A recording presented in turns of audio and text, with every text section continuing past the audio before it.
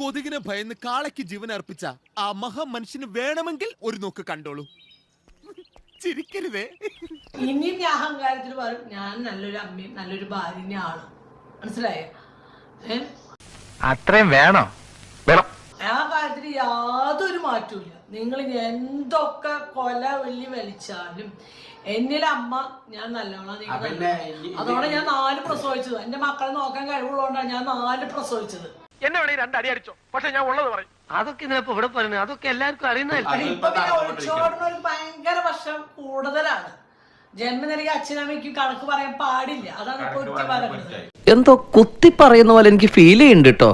കുത്തിയില്ലല്ലോ, കുത്താൻ പോണല്ലേ ഉള്ളൂ. ഒരു ഭർത്താവ് ഒരു കുടുംബം ഒരു കുട്ടിയായിട്ട് നോക്കാൻ കുറച്ച് കഷ്ടപ്പാടുന്നു മോളെ. ഈ പറഞ്ഞതിന് വേറൊരർത്ഥം ഇല്ലേ? മനസ്സിലായി? നിങ്ങൾ വിചാരിച്ചു ഞാൻ കരയും നെഞ്ചിങ്ങിനൊക്കെ എടുത്ത് പെടക്കുന്നുണ്ട്. മനസ്സിലായ? പക്ഷെ കരയാണ്ട് നോക്കുക. പിന്നെ ഞങ്ങൾ അനുഭവിച്ചത് ഞങ്ങളുടെ കണക്ക് ഈ 4 മക്കളെ വേണ്ടി ഏറ്റവും കൂടുതൽ കഷ്ടപ്പെട്ടത് ആ ഒരാൾക്ക് വേണ്ടിട്ട്. എന്നാ അപരാധോടാ ക്ലീറ്റസാ നിങ്ങൾ കാണിച്ച. നല്ലപ്പകാലം മുഴുവൻ RCCയുടെ ഉള്ളിലായിരുന്നു ജീവിതം. RCCയുടെ ഉള്ളിൽ പോയി കയറിയോട്ടും അതിന്റെ ഉള്ളിൽ കിടന്നവർക്ക് അതിന്റെ അവസ്ഥ ആണോ?